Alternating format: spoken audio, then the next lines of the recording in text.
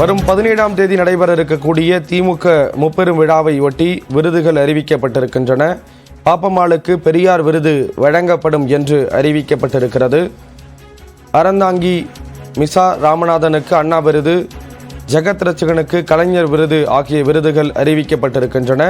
கவிஞர் தமிழ்தாசனுக்கு பாவேந்தர் விருது, VP ராஜனுக்கு பேராசிரியர் விருது வழங்கப்படும் என்று அறிவிக்கப்பட்டிருக்கிறது. வரும் 17ஆம் தேதி நடைபெற இருக்கக்கூடிய திமுக முப்பெரும் விழாவை ஒட்டி விருதுகள் அறிவிக்கப்பட்டிருக்கின்றன.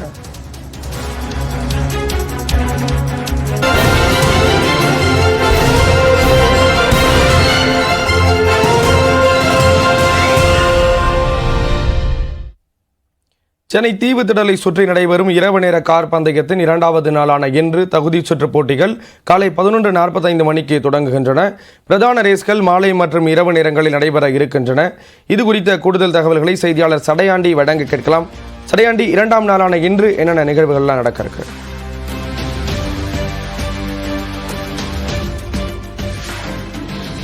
ஸ்ரீராம், சென்னை தீவுத்திடலை சுற்றி நடைபெறக்கூடிய இந்த இரவு நேர கார் பந்தயத்தின் 2வது நாளான இன்றுதான் பிரதான சுற்று போட்டிகள் அனைத்துமே நடைபெற இருக்கிறது.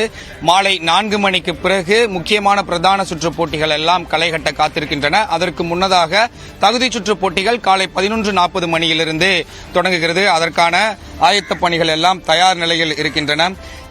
சேஃப்டி கார், மெடிக்கல் கார் எல்லாம் தற்பொழுது சாலையில் செல்லக்கூடிய காட்சிகளையும் நம்மால் பார்க்க முடிந்தது. சரியாக 11:45 மணிக்கு இந்த தகுதி சுற்று போட்டிகள் எல்லாம் நடைபெறுகிறது. சென்னை தீவுத்திடலை சுற்றி நடைபெறக்கூடிய இந்த இரவு நேர கார் பந்தயம் 3 பந்தயங்கள் நடைபெறுகின்றன. JK Flag F4 ஜூனியர் பிரிவிற்கான ஒரு பந்தயம், அதனைத் தொடர்ந்து இந்திய ரேசிங் லீக் ஒரு பந்தயம், அதனைத் தொடர்ந்து F4 இந்தியன் சாம்பியன்ஷிப் ஒரு பந்தயம் என 3 பந்தயங்கள் நடைபெற இருக்கிறது. இதில் முக்கியமானது F4 சாம்பியன்ஷிப் மற்றும் இந்திய ரேசிங் லீக். இந்த F4 சாம்பியன்ஷிப் போட்டிக்கு வருவதற்கான ஜூனியர் வீரர்கள் முதற்கட்டமாக F4 ரேஸுக்கு வருவதற்கான முதற்கட்ட பந்தயம்தான் JK Flag F4 பந்தயமானது நடத்தப்பட இருக்கிறது.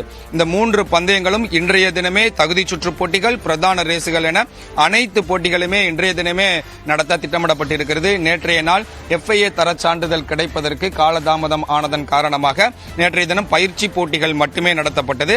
இதனைத் தொடர்ந்து இன்று காலை தகுதி சுற்று போட்டி, மாலைக்கு பிறகு பிரதான ரேஸ் என அனைத்து போட்டிகளுமே இன்றைய தினமே நடைபெற இருக்கிறது.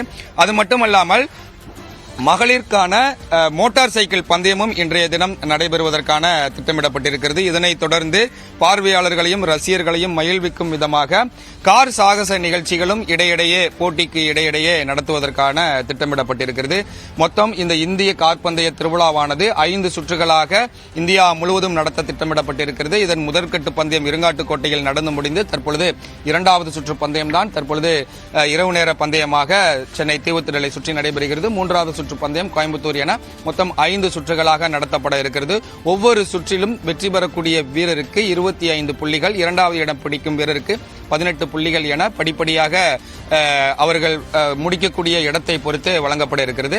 இதனைத் தொடர்ந்து பிரதான சுற்று போட்டிகள் மொத்தம் 25 நிமிடங்கள், ஒவ்வொரு ரேஸுமே 25 நிமிடங்கள் நடத்த 25 நிமிடங்கள் நடைபெற இருக்கிறது. 25 நிமிடங்களுக்கு பிறகு ஒரு சுற்று என இந்த பந்தயங்கள் களைகட்ட காத்திருக்கின்றன. தகுதி சுற்று போட்டிகள் எல்லாம் 10 நிமிடங்கள் தான். பிரதான சுற்று போட்டியில் யார் முதல் இடத்திலிருந்து காரை இயக்குவது, யார் 2வது இடத்திலிருந்து காரை இயக்குவதற்காகத்தான் இந்த தகுதி சுற்று போட்டிகள் எல்லாம் நடத்த திட்டமிடப்பட்டிருக்கிறது. ஸ்ரீராம், விரிவான தகவல்களை கொடுத்தீங்க. நன்றி சடையாண்டி.